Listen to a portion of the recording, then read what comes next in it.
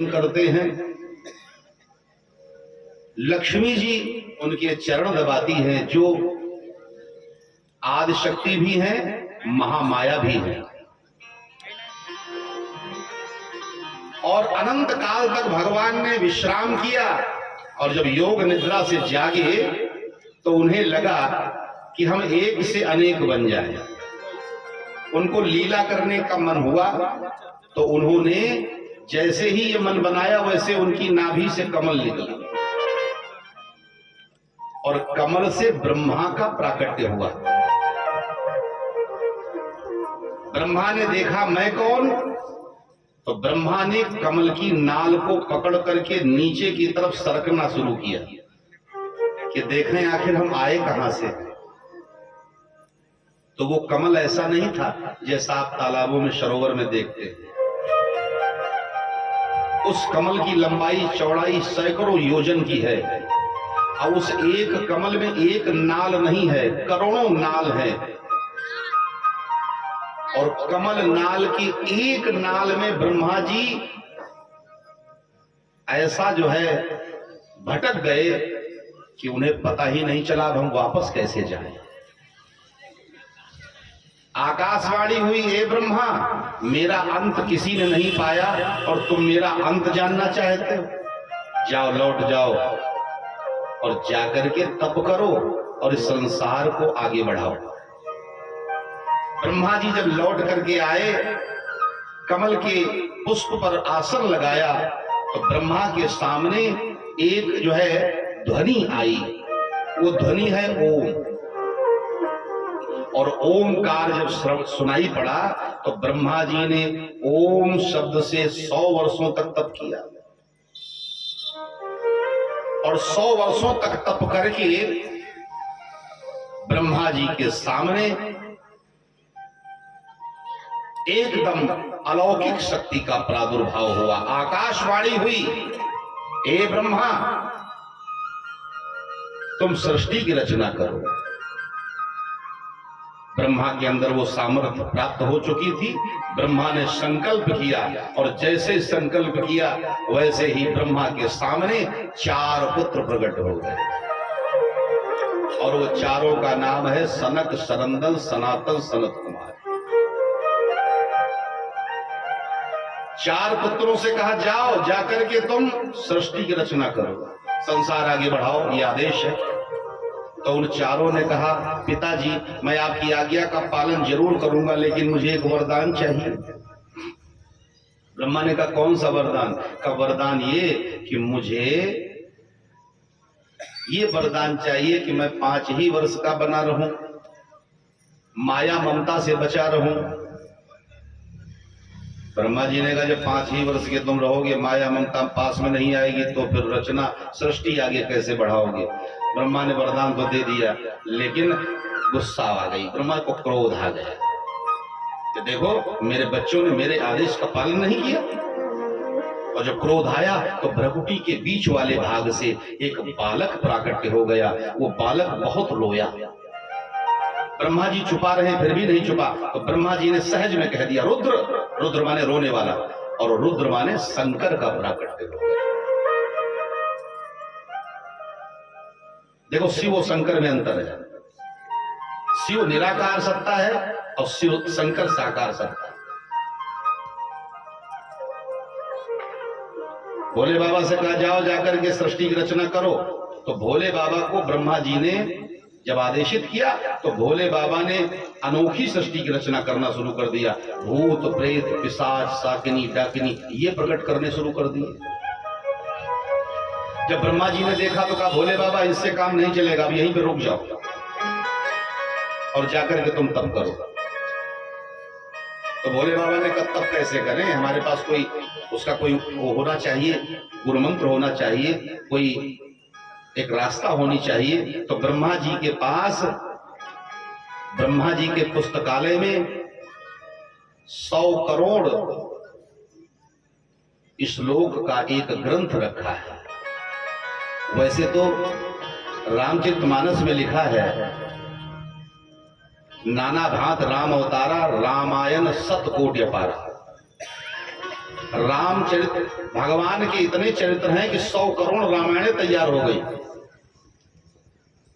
और यहां भागवत के माध्यम से 100 करोड़ मंत्रों का, 100 करोड़ श्लोकों का एक महाग्रंथ रखा है।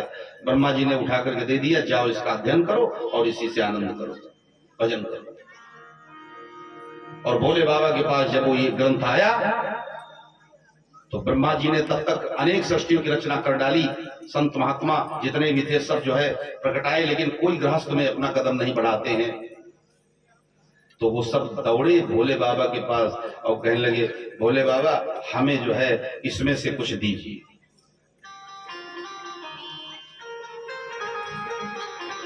तो कहते हैं कि 3 लोग भोले बाबा के पास पहुंचे, देवता, ऋषि और मनुष्य। तो भोले बाबा ने क्या किया, वो 100 करोड़ में से सबको बराबर बराबर बांटा। 33 करोड़ 33 लाख 33,333 एक भाग किया, वो देवताओं को दे दिया। फिर 33 करोड़ 33 लाख 33,333 वो मनुष्यों को दिया, इतना ही संतों को दे दिया। अब एक श्लोक बचा, उसमें थे 32 अक्षर। अब तीनों की निगाह उसमें भी है, इसमें से भी कुछ दो। तो भोले बाबा ने 10-10 अक्षर उन तीनों को फिर दे दिए। अब बचे 2 अक्षर, तो तीनों ने कहा भोले बाबा ये आप ले लो। भोले बाबा ने कहा यही तो मुझे चाहिए था। अब वो अक्षर है रा और मां।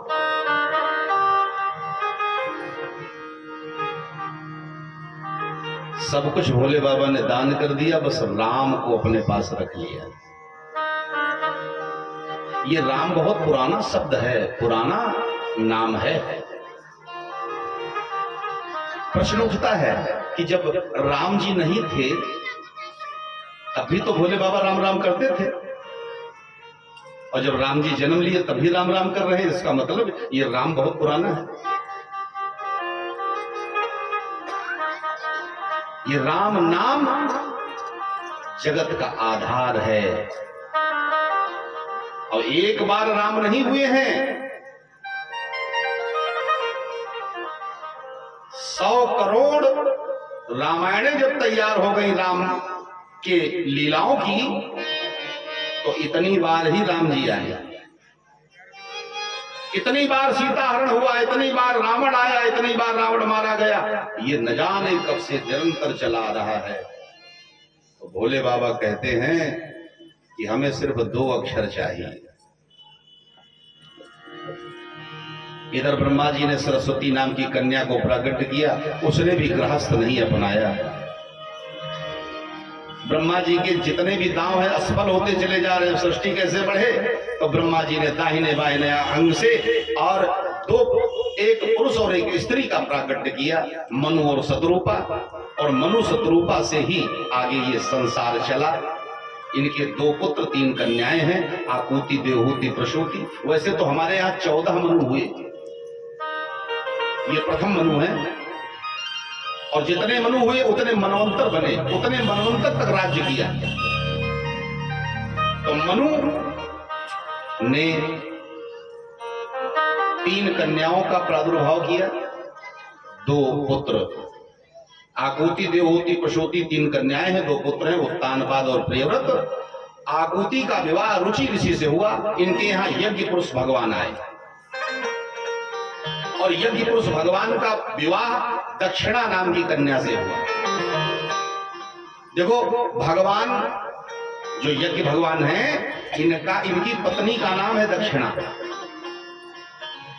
इसलिए यज्ञ किया जाए तो उसमें दक्षिणा का बड़ा महत्व है।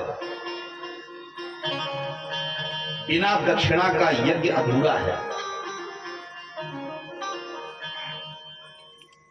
जब यज्ञ करवाया जाए, धार्मिक कार्य हो, ब्राह्मण संतों का आगमन हो, तो उसमें दक्षिणा का विशेष महत्व है। और दक्षिणा को देकर के कैसे दी जाए, दक्षिणा का भी देने का नियम है। दक्षिणा स्वेच्छा से जो प्रसन्न मन से स्वेच्छा से जो दक्षिणा दी जाए वो दक्षिणा भगवान को प्रिय है। अब पता चले पंडित जी और यजमान में झगड़ा करके दक्षिणा ली जाए और दी जाए।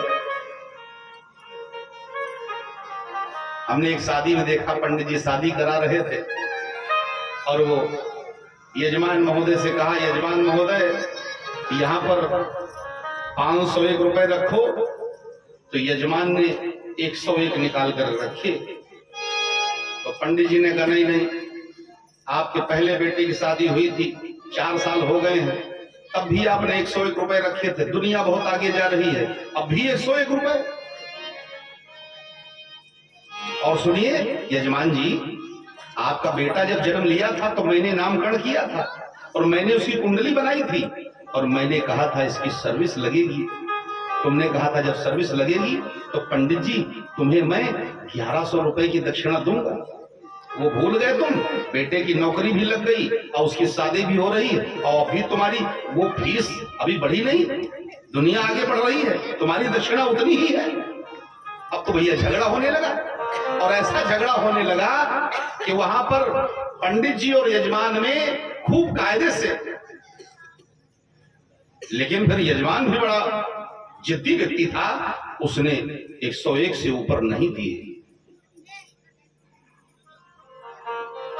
बाहर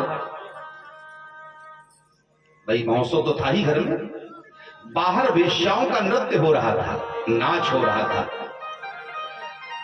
अब विडंबना की बात तो ये है, यहीं पे मन खिन्न हो जाता है।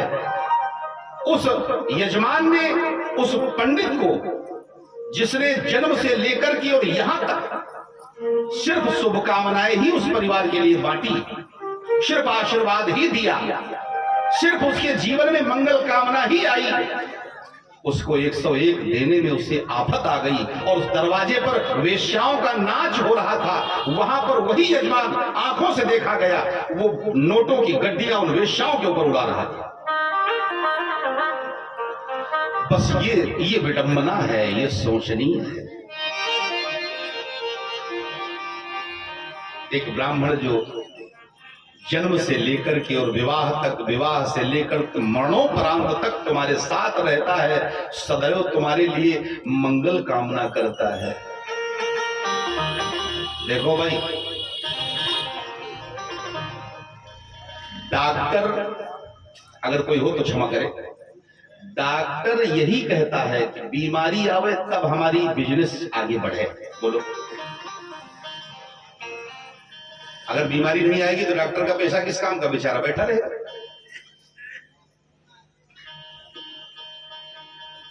वकील कहता है कि विवाद करो, झगड़ा करो, मेरे पास आओ, मेरा धंधा बढ़ेगा।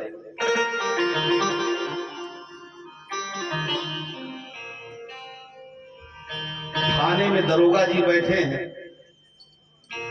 कहते हैं विवाद हो, आइए, और जब तक झगड़ा नहीं होगा, उपद्रव नहीं बढ़ेगा, पाप नहीं होगा तो ये दुकानदारी ठप हो जाएगी।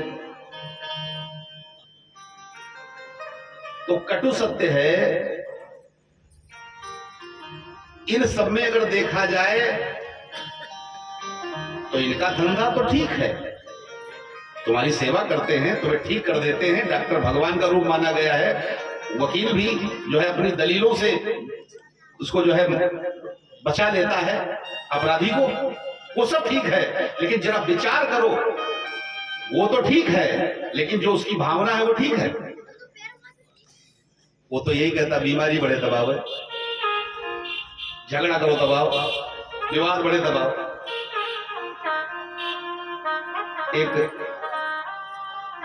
एक संत ही ऐसा है, ब्राह्मण ही ऐसा है जो कहता है कि तुम सुखी हो जाओ तो हमारा धंधा चले, तुम्हारे पास खूब धन बढ़े, तुम्हारा ऐश्वर्य बढ़े, तब हमारा धंधा बढ़े। ब्राह्मण कभी नहीं चाहेगा कि यजमान हमारा परेशान हो, दुखी हो। क्यों? अगर दुखी होगा तो दान क्या करेगा? विचार करो। वो कभी ये नहीं सोचेगा कि तुम परेशान हो जाओ। वो यही कहेगा, ए यजमान दिन दूने रात चौगुने, क्यों? जितना तुम्हें मिले उसमें थोड़ा सा % हमको भी देते जाओ। जब आओ, जब आए तो सेवा करो हमारी। अब हमारी सेवा तो तभी होगी जब तुम आनंद में होगे। अब जरा विचार करो, जो निरंतर तुम्हारे लिए शुभकामनाएं ही करता है उसे तुम 101 देने में परेशान हो गए, और जो बेश्या रात भर के लिए नाचने के लिए आई वो न लोक का है न परलोक का है, वो तुम्हें नर्क में ढकेल रही है, उसके ऊपर तुम गड्डियां उड़ा रहे हो। ये सोचनीय विषय है, ये दुख का विषय है। ये मति, ऐसी मति के लिए भगवान यज्ञ पुरुष कहते हैं, मैं ऐसे लोगों से सदैव नाराज रहता हूं, ऐसे लोगों के लिए मैं कभी कृपा नहीं करता। यज्ञ की पत्नी का नाम है दक्षिणा। आकुति रुचि से ब्याही गई और देवहूति कर्दम को ब्याही गई। ये कर्दम कौन है? इन्होंने 12 वर्ष तक भगवान के लिए आंसू बहाए। और देखो भाई, इतनी प्रबल, इतनी कठिन तपस्या की इन्होंने कि रोते रोते सामने इनके आंसुओं से एक मायावी सरोवर तैयार हो गया। भगवान प्रकट हो गए, कर्दम वरदान मांगो, तुम्हारी तपस्या से मैं प्रसन्न हूं। तो कर्दम ने कहा, प्रभु मैं आपको पुत्र रूप में पाना चाहता हूं। तो भगवान ने कहा एवमस्तु, लेकिन ये बताओ कर्दम तुम्हारी शादी हुई है? कर्दम ने कहा शादी तो नहीं हुई। तो फिर मैं कैसे आऊंगा? तो कर्दम ने कहा शादी भी आप करवाइए, पुत्र भी बन के आइए और शादी भी करवाइए। भगवान हंसने लगे, बेटा बाप की शादी कराओ? हम ही बेटा बन के आए और हमें तुम्हारी शादी करवाएं? परमात्मा हंसने लगे और कहने लगे, ठीक है, आज के 7वें दिन मनु महाराज अपनी कन्या देवहूति को लेकर के आएंगे, उसे स्वीकार कर लेना। ध्यान देना।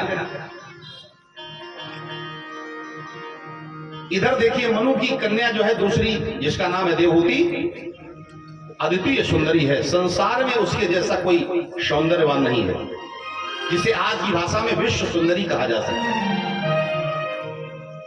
भागवत जी में लिखा है कि वो अट्टालिका पर गेंद खेल रही थी, एक गंधर्व जा रहा था, उसके सौंदर्य को देख करके अचेत होकर गिर पड़ा। ऐसी दिव्य सुंदरी उसका, फिर भी देखिए प्रश्न उठता है, उसकी भावना देखो कैसी है। वो अपने मनु महाराज से सदैव कहती है, पिताजी मेरी शादी तो आप ढूंढ रहे हैं, लेकिन मेरा विवाह किसी भगवान के भक्त से ही होना चाहिए। एक राजकन्या जो फूलों की सैया पे सोने वाली, जिसने कभी दुख नाम के शब्द को नहीं जाना, और ऐसी चक्रवर्ती सम्राट की कन्या कह रही है मुझे भगवान के भक्त से ही विवाह करना है, चाहे भले ही हमें जंगल में ही क्यों न रहना पड़े। मनु महाराज पूरी पृथ्वी पर अपना रथ दौड़ाते घूम रहे हैं, कोई हमारे कन्या के जैसा सुयोग्य वर मिले। रथ चलते चलते कर्दम ऋषि के आश्रम पहुंचा। भगवान ने तो कहा ही था कि 7वें दिन मनु महाराज आएंगे। मनु को पहचान लिया कर्दम ने। अब कर्दम ने 3 आसन डाले और साथ में कन्या देवहूति भी है। ध्यान देना, यहाँ पे बड़ी मर्यादा है, बड़ा बारीक पॉइंट है यहाँ कि हमारे यहाँ परीक्षाएं कैसी होती थी, लोग कैसे परीक्षण करते थे कि भविष्य कैसा रहेगा। अब कर्दम ने 3 आसन डाले, और इधर जब देवहूति ने कर्दम को देखा तो देखकर ही मन पति स्वीकार कर लिया, और उसने निश्चित कर लिया कि अब यही मेरे पति होने वाले। और जब 3 आसन डाले तो कर्दम ने कहा महाराज बैठिए। तो मनु और शत्रुपा तो बैठ गए। अब देवहूति ने विचार किया कि अगर मैं इनके अपने पति को, तो मैंने इनको पति मान लिया है, और अगर पति के बिछाए हुए आसन पे मैं बैठ जाती हूं तो मेरा धर्म चला जाएगा, पतिव्रत धर्म चला जाएगा। और एक तरफ वो बार बार आदेशित भी कर रहे हैं, बार बार आदेशित कर रहे हैं, बैठिए बैठिए। अब विचार करती है इनके बिछाए हुए आसन पे मैं बैठूंगी तो मेरा धर्म चला जाएगा, और अगर आदेश का पालन नहीं करती हूं तब भी मेरा धर्म चला जाएगा। तो देखिए उसके विवेक को देखिए। देवहूति झट से जमीन पे बैठ गई और एक हाथ अपना आसन पे रख लिया। बस कर्दम महात्मा ने पास कर दिया कि मैं देवहूति को स्वीकार कर लूंगा, क्योंकि ये हमारे जो है जीवन में विवेकी जीवन साथी है मेरा, इससे जीवन पार हो जाए।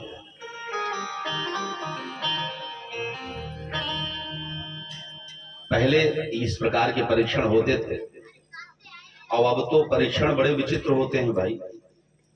अब तो एक तरफ कन्या वाले बैठे, एक तरफ लड़के वाले बैठे। लड़के वालों ने कहा बेटा पूछ लो जो कुछ पूछना है।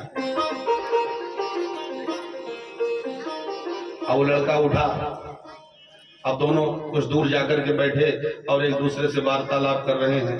तो लड़का बोला, कन्या से कहने लगा ये बताओ क्या तुम्हें नाचना आता है? तो उसने बड़े ही लिहाज से, बड़े ही अदब से उसने कहा हाँ आता है। ठीक है ये बताओ अच्छा गाना आता है? उसने फिर बड़े ही मर्यादा से कहा हाँ आता है। ठीक है मैंने पास कर दिया। उस कन्या ने कहा तुमने तो पास कर दिया लेकिन मुझे भी तो पास करना है। उस कन्या ने पूछा ये बताओ क्या तुम्हें तबला बजाना आता है? उन्होंने कहा हमें तबला बजाना तो नहीं आता। तो उस कन्या ने कहा देखिए उस भारत की ललना ने जवाब दिया, अरे कहा मूर्खानंद जब मैं गाऊंगी और नाचूंगी तो क्या तबला तुम्हारे बाप बजाएंगे? बोलो, जब मेरे अंदर कोई कला हो तो तुम्हारे अंदर भी कोई कला होनी चाहिए।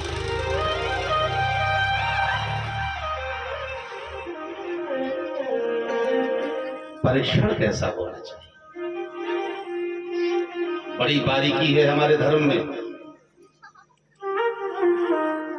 कर्दम ने पास कर दिया, विवाह हुआ और बहुत सा दहेज दिया है मनु महाराज ने। देखो हमारे यहां पुरातन से दहेज लेना पाप बताया गया, लेकिन इसका तरीका है जो स्वेच्छा से दिया जाए उस दहेज लेने में कोई दोष नहीं। जो स्वेच्छा से अपनी मर्जी से दिया जाए कि भाई मैंने अपनी बेटी के लिए ये संकल्प किया है, ये मैं दूंगा, उसमें लेने में कोई पाप नहीं है। पाप तो तब है जब लड़के का पिता कहता है चाहे खेती बेचो चाहे घर बेचो लेकिन मेरा अमाउंट पूरा होना चाहिए। ये अपराध है। इस अपराध को ही रोकना हमारा कर्तव्य है। बाकी दहेज, जब भोले बाबा पार्वती को ब्याने गए तो वहां पे जब चले हैं बारात विदा कर हुई तो हिमांचल ने भी बहुत सा दहेज दिया। दहेज मांगना पाप है, दहेज लेना पाप नहीं। दहेज कोई दे अगर दान दे तो दान लेने में कोई दिक्कत नहीं, लेकिन नहीं इतना ही होना चाहिए, ये गलत है। अब वो चक्कर में, उस चक्कर में बहुत से परिवार विध्वंस हो जाते हैं, परेशान हो जाते हैं, बहुत पिता बेचारे परेशान हो जाते हैं। इस दहेज की भीड़ में एक संत कह रहा था कि सबसे दुखी कौन है, सबसे गरीब कौन है? तो हमने कहा कौन है? कहा सबसे गरीब है कन्या का पिता। हमने कहा क्यों? कहा वो कितना ही धनवान हो नाक रगड़नी ही पड़ती, हाथ जोड़ने ही पड़ते हैं भाई, मुझे उबार लेना। सबसे गरीब है कन्या का पिता। यहां पर मनु महाराज ने बहुत सा धन दिया, चक्रवर्ती सम्राट हैं, फिर भी हाथ जोड़ करके और बार बार कहते हैं बेटा ये मेरी बेटी बड़े सुखों से पली है, इसको देखे रहना, इसको दुख न मिलने पावे। अब जरा विचार करो, जो राजमहल में रहने वाली देवी है उसे जंगल में कितना सुख मिल सकता है? बोलो। जंगल में कितना सुख उसे मिलेगा। मनु महाराज विदा करके चले गए। यहां पर एक और बहुत बढ़िया भाव है कि पहले लोग कन्या को ले जाकर के दान करते थे बेटे के यहां। ध्यान देना, आज भी इन्हीं धर्मों में ये मर्यादा है कि कन्या को लड़के के यहाँ, वर के यहाँ कन्या को ले जाकर के वही संकल्प किया जाता था। ये वाकई में दान है। और दान का महत्व भी यही है कि दान कब दिया जाए, किसको दिया जाए। दरवाजे पर आकर के अगर कोई लेता है तो वो दान नहीं, वो भिक्षा है। दरवाजे पर कोई आए और आकर के दान ले, वो दान नहीं, उसे भीख मांगना कहा जा सकता है। और दानी कौन है? जो जाकर के याचक को दान दे, वो दान है वास्तविक। श्रेष्ठ दान उसी को माना गया है। अब देखो, पहले जो दान करते थे कन्या को, तो वो स्वयं ले जाके, जैसे मनु महाराज ने कड़दम के यहाँ जाकर के कन्या दान की और वहीं पे जो है भावरे पड़ी। अब आजकल ठीक उसका उल्टा नियम हो गया है। दूल्हा खुद आता है दान लेने, तो वो दान नहीं है, वो तो भीख मांगने आता है। बोलो गोविंद भगवान की। अब देखो, मनु महाराज दान करके कन्या का चले गए और इधर कर्दम ऋषि बैठे हैं, सामने देवहूति बैठी है। अब देवहूति तो अद्वितीय सुंदरी है। कर्दम ऋषि ने देवहूति के मुखमंडल की तरफ देखा। अब जरा विचार करो, संत की दृष्टि कैसी होती है। कुछ लोग स्त्री के स्वरूप को देख करके वासना की जागृति करते हैं।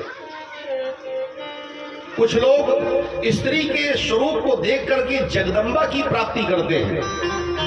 कुछ लोग स्त्री के स्वरूप को देख करके समाधिस्थ हो जाते हैं, समाधि लगा लेते हैं, अपने ब्रह्म को याद करते हैं कि परमात्मा ने इतना सुंदर सृष्टि निर्माण किया है। ये अपना अपना विचार है। आज यद्यपि कर्दम गृहस्थ हैं, लेकिन संत का भाव देखिए। देवहूति को देखा, वो आंखें बंद की और आंखें बंद करके देवहूति के स्वरूप को देख करके भगवान को धन्यवाद देने लगे। और धन्यवाद देते ही समाधि लग गई। और वो समाधि 1-2 वर्ष की नहीं, 12 वर्ष की समाधि लग गई। धन्यवाद। नाम तुम्हारा तारनहारा, सभी लोग इन लाइनों को दोहराएंगे। नाम तुम्हारा तारनहारा, कब तेरा दर्शन होगा। जिसकी रचना इतनी सुंदर, वो कितना सुंदर होगा। नाम तुम्हारा तारनहारा, कब तेरा दर्शन होगा। जिसकी रचना इतनी सुंदर, वो कितना सुंदर होगा। वो कितना सुंदर होगा। वो कितना सुंदर होगा।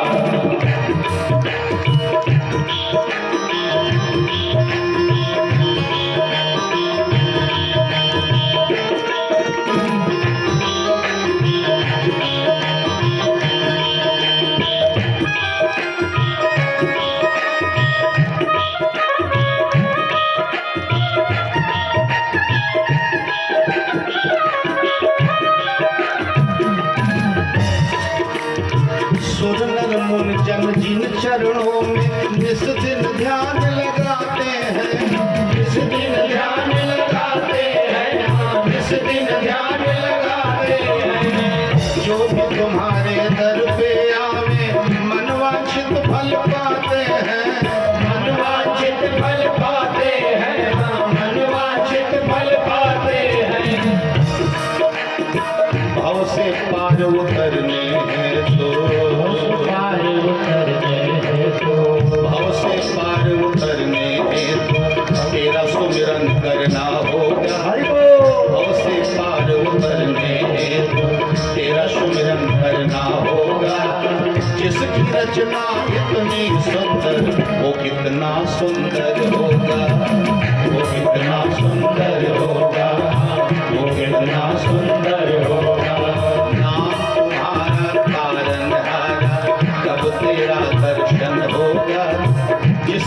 रचना इतनी सुंदर, वो कितना सुंदर होगा, वो कितना सुंदर होगा, वो कितना सुंदर होगा।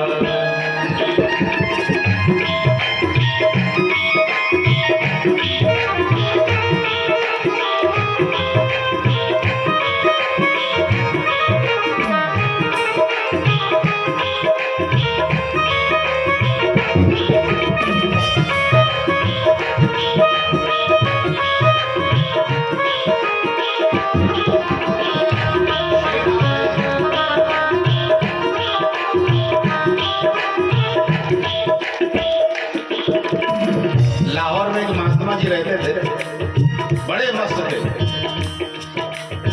भजनानंदी थे। तो उनकी आदत थी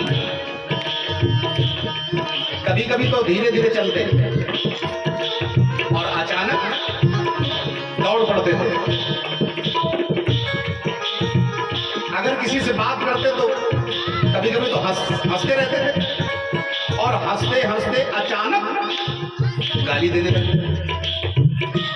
तो महात्मा जी बड़े फेमस हो गए लाहौर में।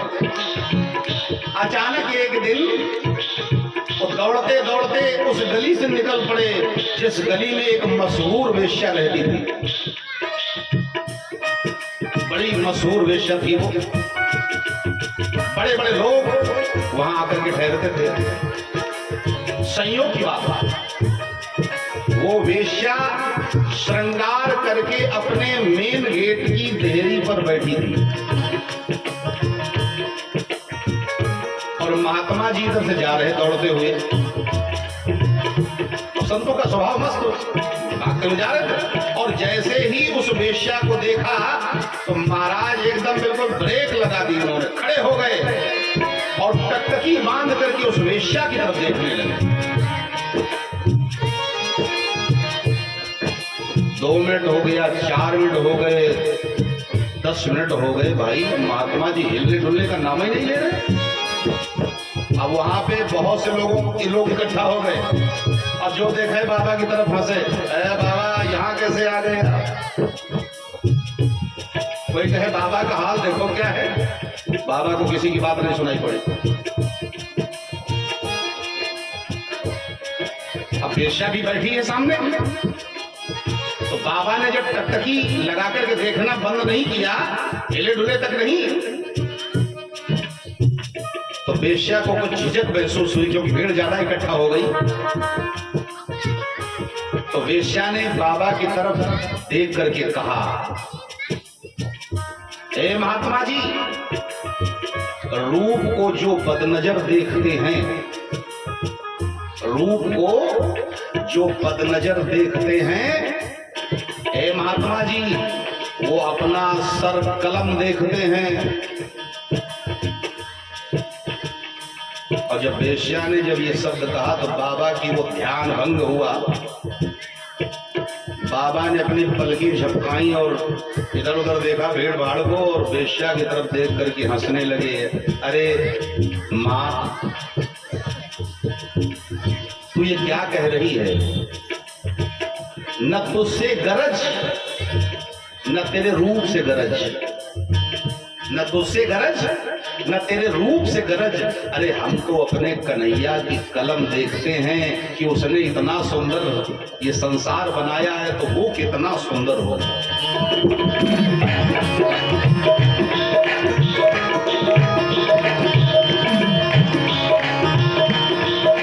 नाम तुम्हारा तारनहार,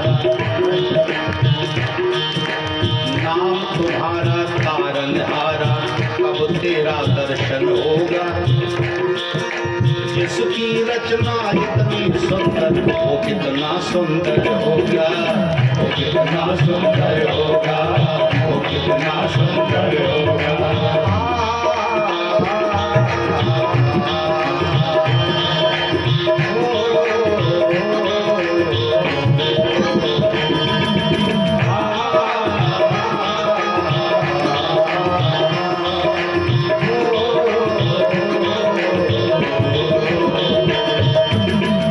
दयाल दया के सागर, जग में नाम तुम्हारा है।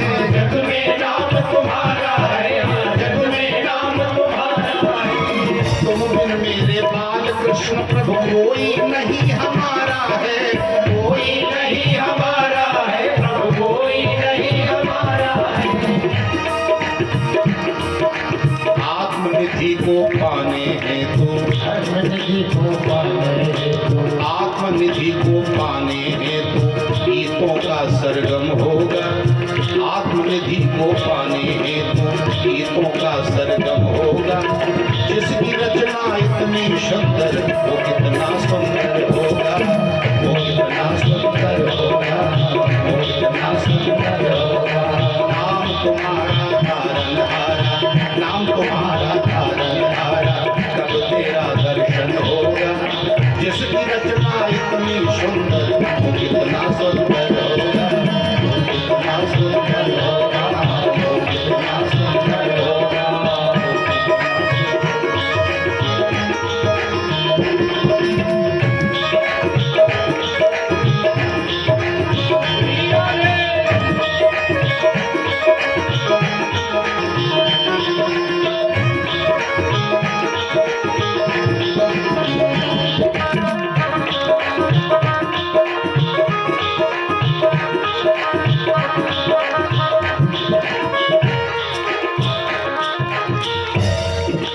बोलिए कन्हैया लाल की जय।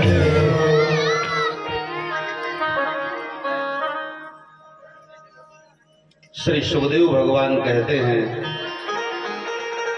परीक्षित, देवहूति का विवाह कर्दम से संपन्न हुआ। 12 वर्ष की समाधि लग गई। ध्यान देना, 12 वर्ष की जब समाधि लगी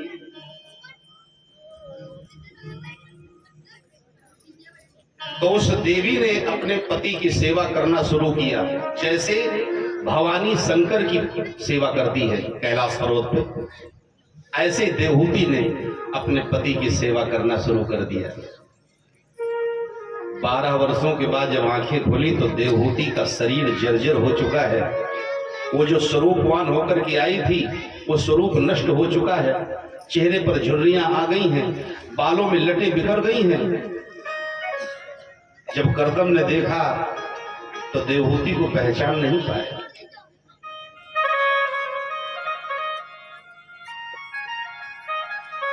देखो,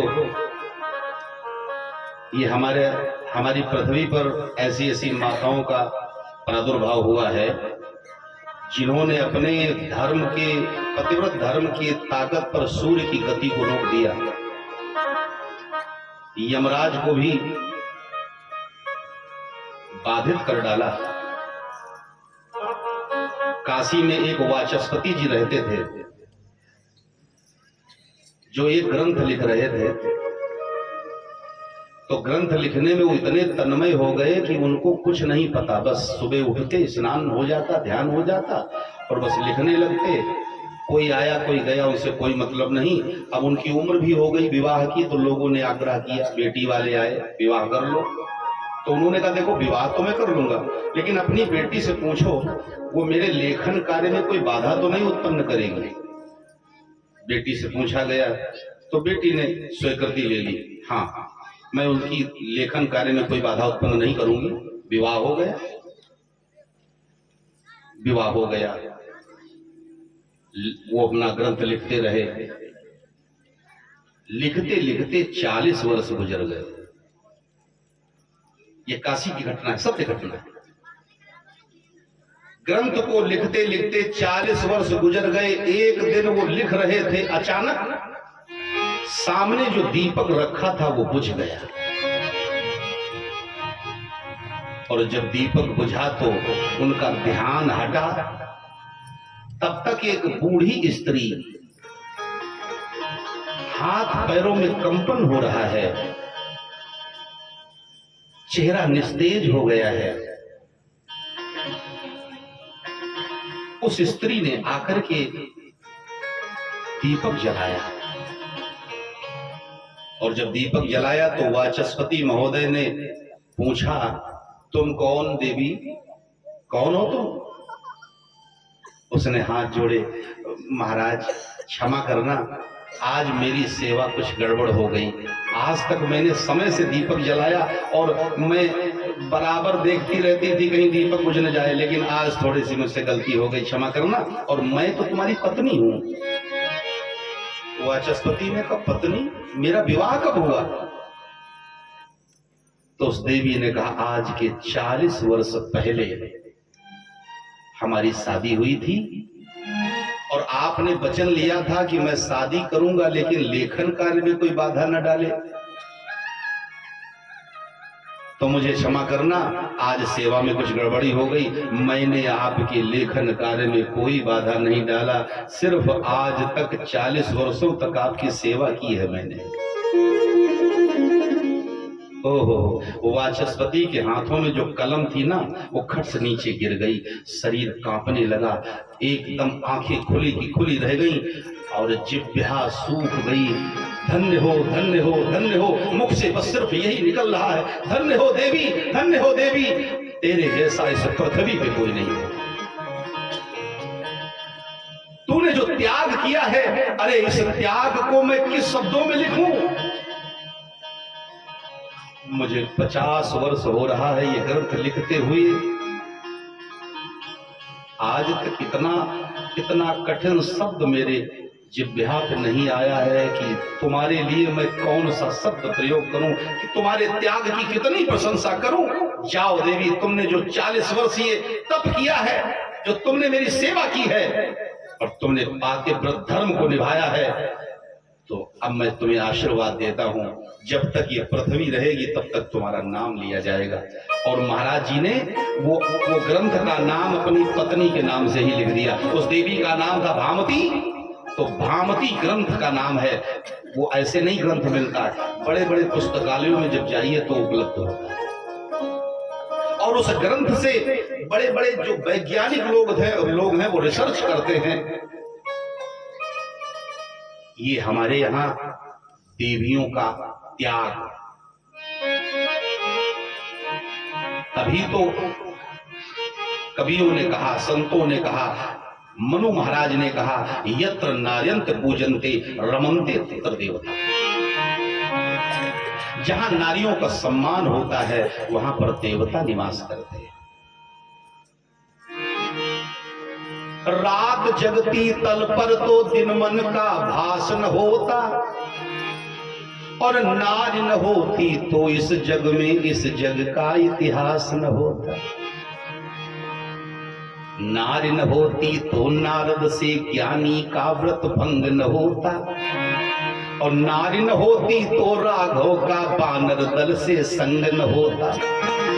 नारी न होती तो दुष्टों से राघव का फिर जंग न होता, और नारी न होती तो रावण से राक्षस का फिर अंत न होता, और नारी न होती तो कलयुग में तुलसी जैसा संत न होता, और नारी न होती तो दुनियादारी में जीवन क्रांत न होता।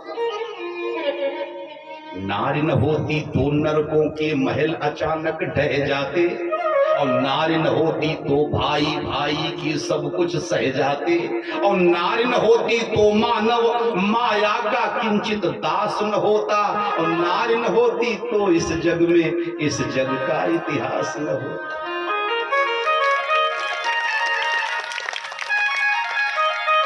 यत्र नार्यन्त पूजन्ते रमन्ते तत्र देवता। जहां पर नारियों का सम्मान होता है वहां पर देवता निवास करते हैं। देखो, नारी एक ऐसा विषय है जिसके आगे भगवान भी नतमस्तक हो जाते हैं।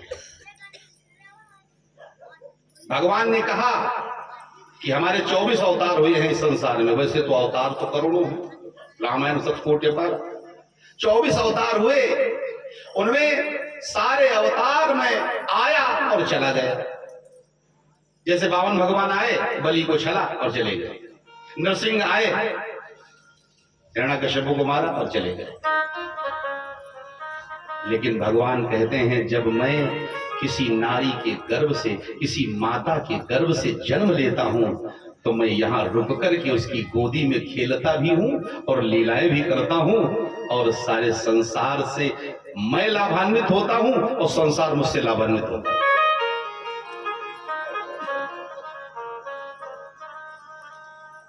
ये नारियों ने जो त्याग किया उसमें एक देवहूति भी है। 12 वर्ष तक तपस्या की कर्दम ने, सेवा की देवहूति ने, और जब कर्दम ने देखा कि ये तो बिल्कुल निस्तेज हो गई है, तो कर्दम ने कहा देवी जाओ सामने सरोवर में स्नान करो, जो उनकी आंसुओं से मायावी सरोवर था। और जैसे देवहूति गई और उसमें कदम रखा, हजारों की संख्या में दासियां प्रकट हो गई। ये कर्दम की तपस्या का बल है। और हजारों दासियां प्रकट हो गईं और उस देवहूति को मलमल के स्नान कराने लगी। और देवहूति ने जैसे डुबकी लगाई, तो देवहूति जब जल के ऊपर डुबकी लगा करके आई है, तो जैसे सौंदर्यवान होकर के महल से आई थी, उससे 1000 गुना सौंदर्य बढ़ गया। और आज के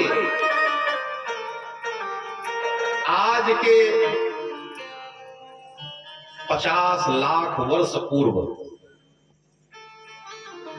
कर्दम ने जो विमान बनाया था, उन आज तक कोई बना पाया है और शायद उम्मीद भी नहीं। कर्दम ने अपने तपोबल से एक विमान मंगाया। उस विमान में संसार की ऐसी कोई भोग सामग्री नहीं जो हो ना। वो विमान सारे भोग सामग्रियों से युक्त है। और वो कैसे चलता है? उसमें कोई डीजल पेट्रोल नहीं पड़ता है ना। वो मन व्यापक है। जहां मन दौड़ाते हैं वहीं वो पहुंच जाता है। 100 वर्षों तक विमान जमीन में उतरा ही नहीं। 100 वर्षों तक देवहूति और कर्दम विहार करते रहे। 9 कन्याओं का जन्म हुआ, उनमें अनुसुईया भी है। 9 कन्याओं का जन्म हुआ। पीछे मुड़कर के देखा, लाइन लग गई। कर्दम ने कहा कन्याएं आई, भगवान क्यों नहीं आए? आकाशवाणी हुई, कर्दम अभी तक तो तुम भोग में लिप्त थे, हम कैसे आते?